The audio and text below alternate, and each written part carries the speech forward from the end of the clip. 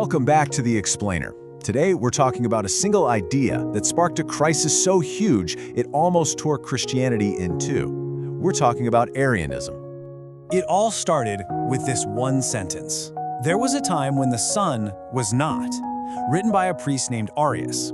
Now, it might sound simple, but these few words, they lit a fuse that sent absolute shockwaves across the entire Roman Empire and challenged the very identity of Jesus Christ.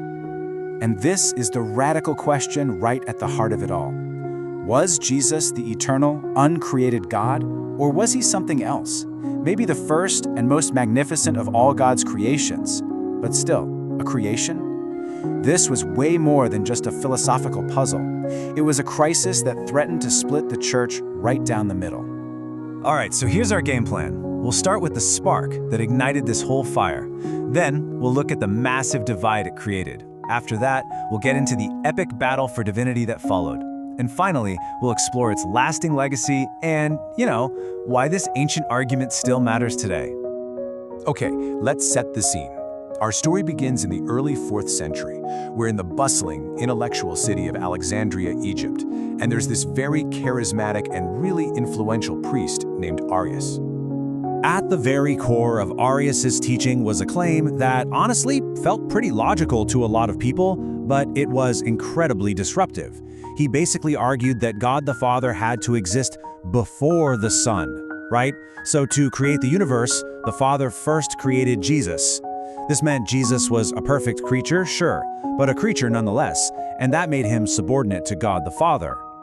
This idea, it was brilliant, it was popular, and oh man, it created a massive theological rift. It basically forced the church to get crystal clear, with absolute precision, on exactly who Jesus is. So let's break down Arius's logic, because to him, it was straightforward. A father has to exist before his son. So if Jesus is the Son, there must have been a time when he didn't exist. Arius argued Jesus was the first and greatest thing God ever created out of nothing, but that he wasn't divine in the same way the Father was. He even suggested that Jesus' nature could change, meaning he had to choose to be good. And this brings us right to the fundamental clash. The Orthodox teaching, which was championed by guys like Bishop Alexander, argued the complete opposite. They said the Son wasn't created, but was eternally begotten right from the Father's own being. And that meant the Son was just as eternal and unchangeable as the Father, made of the exact same divine stuff. So you might be thinking, okay, this is some deep theology, but why was it considered heresy? Well, the consequences of this debate were enormous. For the Church Fathers, if Jesus was just a creature, he couldn't possibly bridge the gap between us and God. The whole idea of the Trinity would just fall apart, and maybe most importantly, salvation itself was on the line. They believed only God could save humanity from sin, so if Jesus wasn't fully God, his sacrifice on the cross was basically meaningless.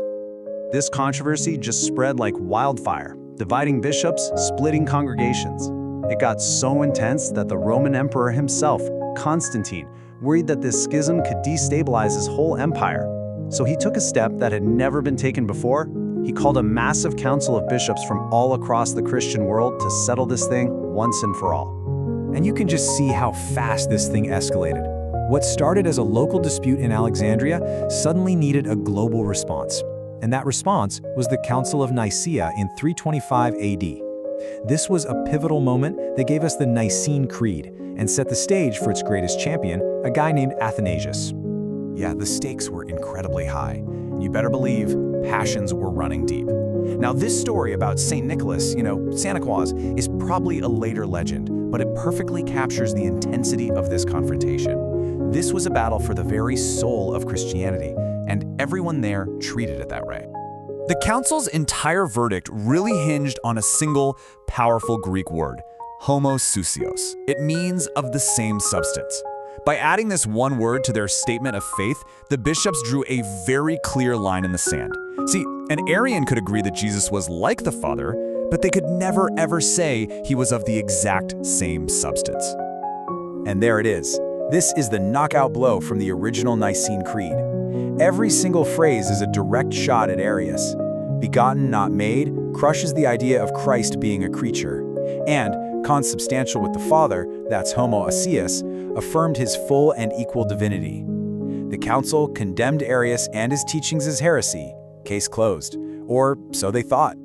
The main defender of this new creed was Athanasius.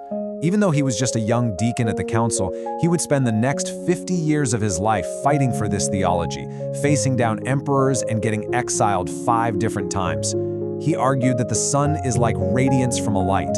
It eternally flows from the Father's very essence, making them completely inseparable. So why does a theological fight from nearly 1700 years ago still matter? Well, because Nicaea wasn't just the end of a religious squabble, it was a defining moment for world history. So here's the thing. The Council of Nicaea did not end Arianism, not even close.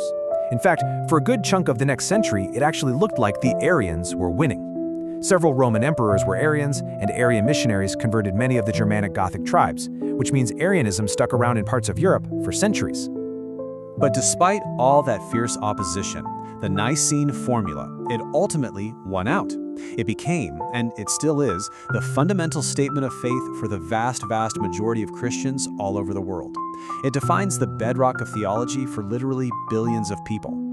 And that central question of the Arian controversy, who is Jesus, is still very much alive today.